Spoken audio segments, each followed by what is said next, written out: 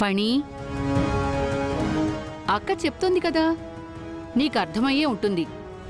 నువ్వు మళ్ళీ ఇప్పుడు వెళతానని విసిగించుకు. ముందు లోపలికెళ్ళు.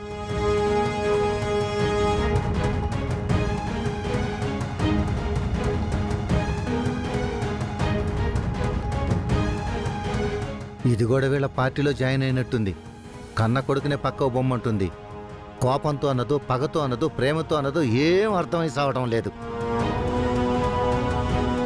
ఆనంద్, నువ్వు బయలుదేరు. అలాగేమ్మా, నేను వెళ్ళొస్తాను. గాయత్రి, నువ్వు జాగ్రత్త. ఫణిని కావాలని అవాయిడ్ చేశాను. త్వరలో అసలు దొంగ ఎవరో బయట పెట్టడానికే ఇలా అడ్డుకున్నాను. చూద్దాం, ఇంటి దొంగ అయితే గనక బయటపడకుండా ఉండడు కదా.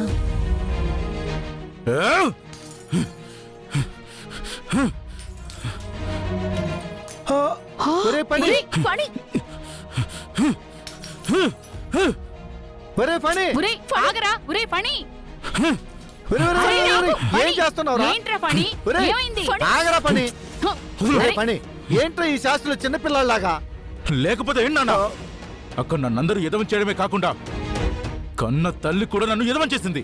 ఒరేయ్, నేను ఎదవం చేయడం కాదు, ఇంకా సాగదీసుంటే నిజంగానే మనం అందరం వెదవలై ఉండేవాళ్ళం. ఇన్ని రోజులు అనంతు గాయత్రి వ్యతిరేకించడమే కాదు, ఈ రోజు మా అక్క కూడా రంగంలోకి దిగి నువ్వు ఆఫీస్కి వద్దు, ప్రాజెక్ట్లో నువ్వు ఇన్వాల్వ్ అవ్వద్దు అని ముఖం మీద చెప్తుంటే ఏం చేయమంటావురా?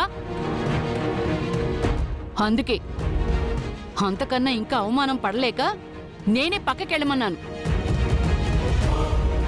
ఒరే, మీ అమ్మ కరెక్ట్ గానే ఆలోచించింది రోయ్.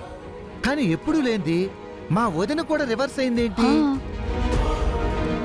అదే మావయ్య నేను కూడా చెప్పేది. ఆ రోజు సంక్రాంతికి మనమందరం కలిసి ఆ శివపురం అనే ఊరెళ్ళాం కదా. తిరిగొచ్చినప్పటి నుంచి ఆవిడ ప్రవర్తనలో చాలా మార్పు గమనించాను. అవునా? అక్కడికెళ్ళొస్తే మార్పు రావడం ఏంటే? ఏమో అత్తయ్య, ఆ రోజు ఈయనకు కూడా చెప్పాను. పెద్దత్తయ్య గారు సిటీకి తిరిగొస్తున్నప్పుడు ముందు రోజు రాత్రి ఎక్కడికో వెళ్ళి కొద్దిసేపు కనిపించలేదు. ఎక్కడికెళ్ళొచ్చిందో తెలీదు. ఇందాకటి నుంచి మీ పెద్దమ్మ ఇంట్లో కనిపించడం లేదు. రేపొద్దున మనం వెళ్ళిపోతున్నాం కదా, ఇక్కడ గుడి బాగుంటే ఒకసారి చూసొద్దామని వెళ్ళాను. అవును రోసి, నువ్వు చెప్పింది కరెక్టే.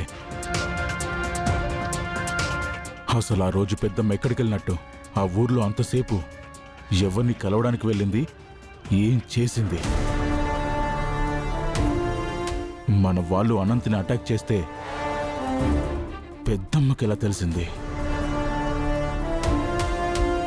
అలాగే నన్ను కూడా ఆఫీస్ వ్యవహారాల్లో తల దూర్చొద్దని వ్యతిరేకిస్తుంది. పైగా ఫోర్జరీ సంతకంలో 10 కోట్లు చెక్ అడ్డు పెట్టుకొని మనం చేసిన ఫ్రాడ్ని బయట పెట్టాలని ట్రై చేస్తుంది. పెద్దమ్మకు సంథింగ్ ఏదో తెలుసు.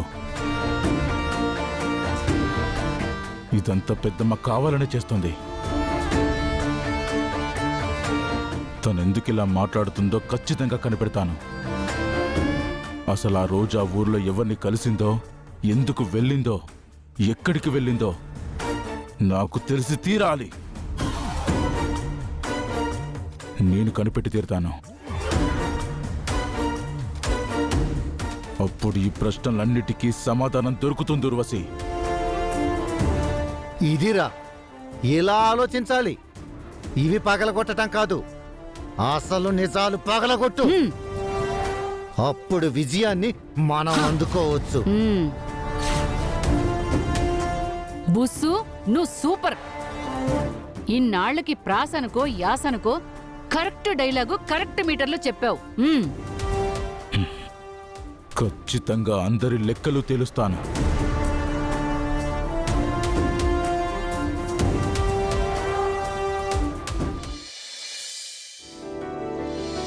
అక్క, ఇంట్లో వాళ్ళు నిన్ను కష్టమైన పనులేం చెయ్యొద్దని అన్నారు కదా. మరి నువ్వెందుకెళ్ళా వాకింగ్కి వచ్చావు? నా కడుపులో బాబున్నాడు కదా నాన్నా. నేనిలా ప్రతిరోజు వాకింగ్ చేస్తే వాడికి చాలా మంచిదట. ఓ అలాగా. మ్మ్.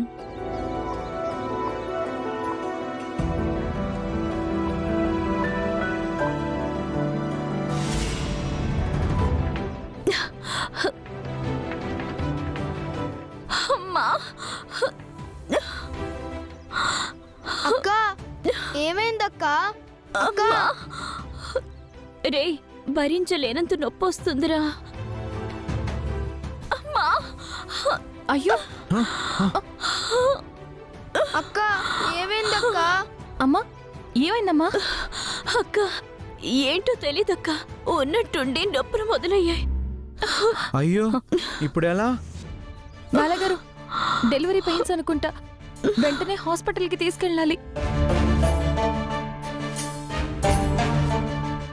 ఇక్కడెవరు లేరే.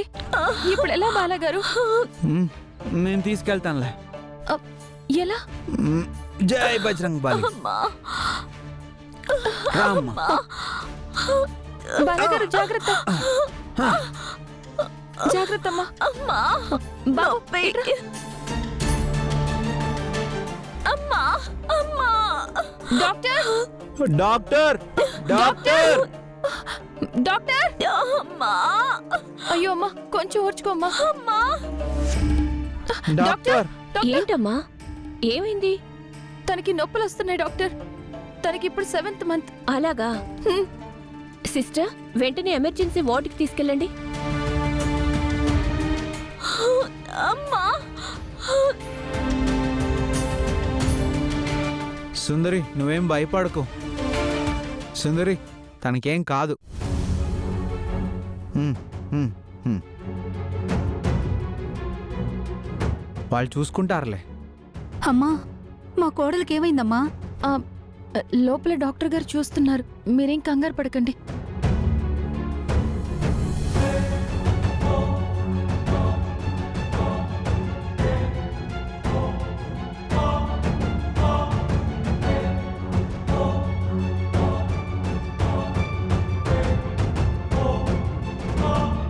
డాక్టర్ గారు, మా కోడలికి ఎలా ఉంది?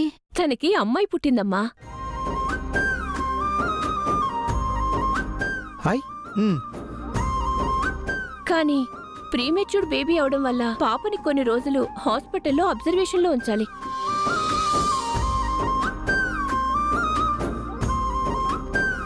డాక్టర్ గారు, మా కోడలికి ఏ ప్రమాదం లేదు కదా? ప్రమాదం ఏమీ లేదమ్మా.